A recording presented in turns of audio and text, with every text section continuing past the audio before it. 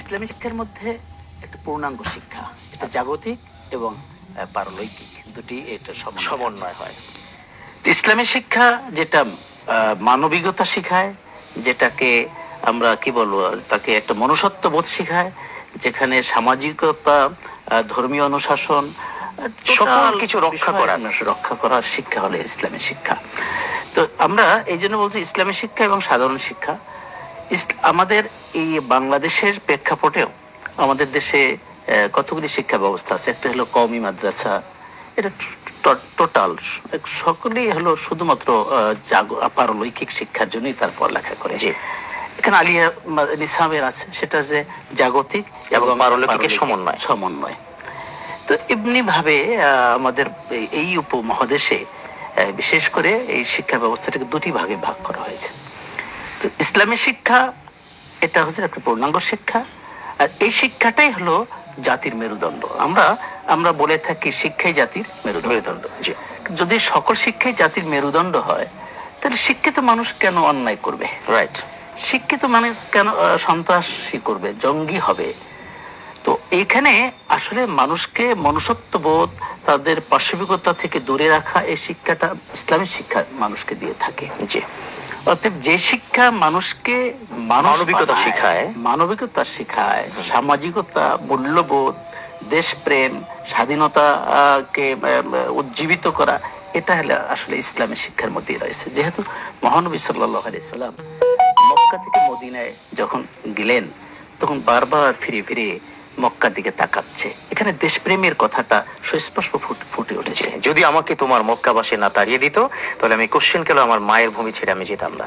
এটা হচ্ছে একটা দেশপ্রেমের অন্য জায়গায়। দেখুন, ইসলামী শিক্ষার ফোকাল পয়েন্ট আল্লাহ রাসূলের প্রতি প্রথম কোরআনে যে আয়াতটি নাজিল হয়েছে, সূরাতুল আলাকের 5টি আয়াত, এখান থেকে যদি আপনি একটু শুরু করতেন। আল্লাহ পাকের প্রথম ওহীর বাণী হচ্ছে ইকরা। মাশাআল্লাহ। তো টোটাল মানুষকে, আমাদের পশু এবং মানুষ, প্রাণীর মধ্যেও তো আমাদের যাদেরকে কথা বলার আছে, সেটা মানুষ কথা বলে, আর এই মানুষকে আল্লাহ শিখিয়েছেন ইকরা, তুমি পড়ো, বিসমি রাব্বিকাল্লাযী খালাক। অতএব আমাদেরকে পড়ার জন্য উৎসাহিত করেছেন, কারণ পড়ার বিকল্প নাই, জানার বিকল্প নাই, শিক্ষার বিকল্প নাই। যে জাতি যত বেশি উন্নত, সে জাতি তত বেশি শিক্ষিত। যে জাতি যত বেশি শিক্ষিত, সে জাতি তত বেশি উন্নত।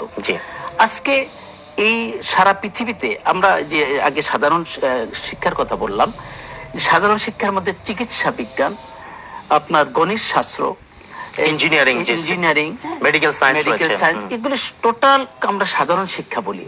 কিন্তু এই সাধারণ শিক্ষার মূলেও কিন্তু এখানে কোরআন থেকে এই শিক্ষা আমরা পেয়েছি। বিজ্ঞানীরা কোরআনকে রিসার্চ করে সেখানে বিজ্ঞান শিখেছে। ইবনে সিনা বলেন, আল বিরুনি বলেন, তারা প্রত্যেকেই কিন্তু তারা কিন্তু প্রত্যেকেই চিকিৎসা বিজ্ঞানী ছিলেন, এবং তারা কিন্তু কোরআন থেকে আবিষ্কার করেছেন। হযরত লোকমান আলাইহিস সালাতু ওয়াস সালামকে, তার নামে একটি কোরআনের সূরা নাজিল হয়েছে, তার নামে সূরাতুল লোকমান। লোকমান আলাইহিস সালাতু ওয়াস সালামকে আল্লাহ পাক যে পরিমাণে হিকমত দিয়েছেন, প্রজ্ঞা দিয়েছেন, এবং সেখানে তাকে মেডিকেল সায়েন্স তাকে আল্লাহ শিখিয়েছেন। তাকে ইউনানি শাস্ত্র মতে তাকে বলা হয়, এই ইউনানি শাস্ত্রের জনক বলা হয়।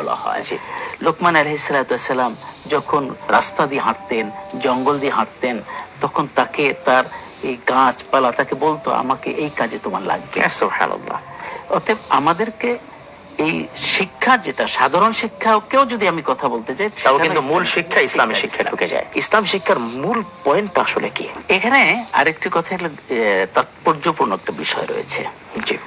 আমরা এই যে জাগতিক শিক্ষাটা, যে শিক্ষাটা আমরা শিখে থাকি, সেখানে আমরা বই পড়ি, বিভিন্ন গবেষণা করি, কিন্তু এই ওহীর ইলম, এখানে একটা শিক্ষা জিবরাইল আলাইহিস সালাম যেটা শিক্ষা দিয়েছেন, জিবরাইল আলাইহিস সালাম কি করলেন? আল্লাহ রাসূলকে বললেন ইকরা মা আনা বিকারি। আল্লাহ রাসূল মা আনা বিকারি, আমি তো পড়তে জানি না। এবার 3বার বলার পরে যখন বললেন ইকরা বিসমি রাব্বিকাল্লাযী খালাক, তখন সে বলে ফেলেন, 5 আয়াত সে বলে ফেললেন।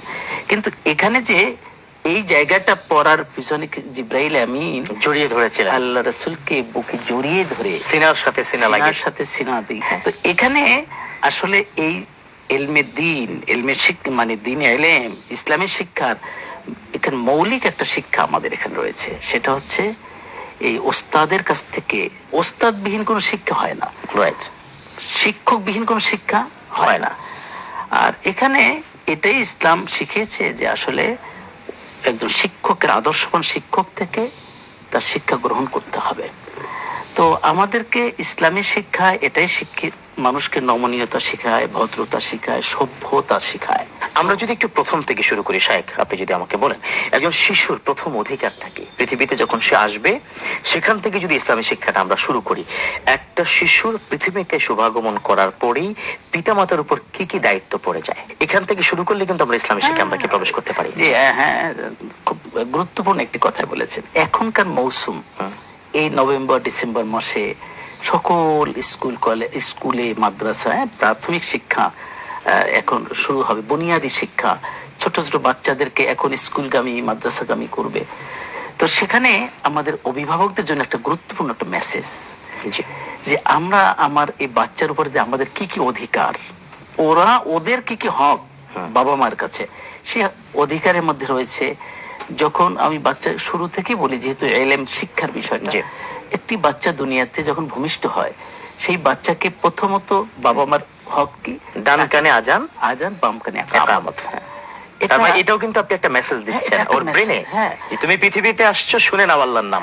কারণ পুরো আজানটার মধ্যে কিন্তু আল্লাহর নামও আছে, রাসূলের নামও আছে, শাহাদাতের কথাও আছে, শাহাদাতের কথা। জি। তো এরপরে তাকে কি করতে হবে, সপ্তম দিনের তার সুন্দর একটি নাম রাখবে, তার আকিকা দিবে, এটা বাবা মার হক। জি। তারপরে হচ্ছে এই বাচ্চাটাকে তাকে লালন পালন করে প্রথম যখন সে কথা বলা শুরু করবে, জি, তখন তাকে যে কথাটা শেখাবে সেই কথা হলো ওয়াহদানিয়াতের কথা, শাহাদ লা ইলাহা ইল্লাল্লাহ, মানে আল্লাহ ছাড়া মাবুদ নাই।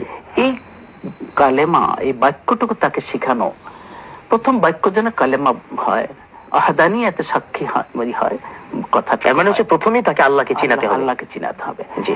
তারপরে যখন আস্তে আস্তে সে একটু শশীকলার মতো বড় হতে থাকবে, এখনকার সময় তো 4 বছর থেকেই বাচ্চাদেরকে স্কুলেতে দিয়ে দিই আমরা। হ্যাঁ, জি। তো সেই বাচ্চাটাকে, হ্যাঁ, তবে হয় কি, আমাদের শহরের মানুষগুলি এই বাচ্চাগুলিকে ওইভাবে উন্মুক্ত খেলার মাঠ নাই, তো তারা এখন একটু বেশি, যেহেতু সোশ্যাল মিডিয়া, আমাদের মোবাইল বা ল্যাপটপ বা ট্যাবে এর মাধ্যমে বেশি বেশি শিখে ফেলে, অনেক যে ওভার এক্সপার্ট হয়ে যায়। জি। তো তাকে স্কুলগামী করাটা আমি মনে করি আসলে যৌক্তিক। জি। তো সেই বাচ্চাটাকে যখন স্কুলে দিবে, সেই স্কুলটাকেও একটা চয়েজের বিষয় হবে। এটা হচ্ছে মূল পয়েন্ট, যে একজন অভিভাবকের প্রিয় দর্শক দায়িত্ব হচ্ছে যে আপনার সন্তান, আপনার ভবিষ্যৎ শুধু এই দুনিয়াতে ভবিষ্যৎ না, আখিরাতের জন্য কিন্তু এই সন্তান কল্যাণকর হতে পারে। এই সন্তানকে আপনি কোন প্রতিষ্ঠানে দিবেন, এটা কিন্তু আপনার সবার আগে সিদ্ধান্ত নিতে হবে। এখানে একটি ঘটনা বলি, যে বুখারী শরীফের হাসিয়ার মধ্যে একটি ঘটনা এসেছে।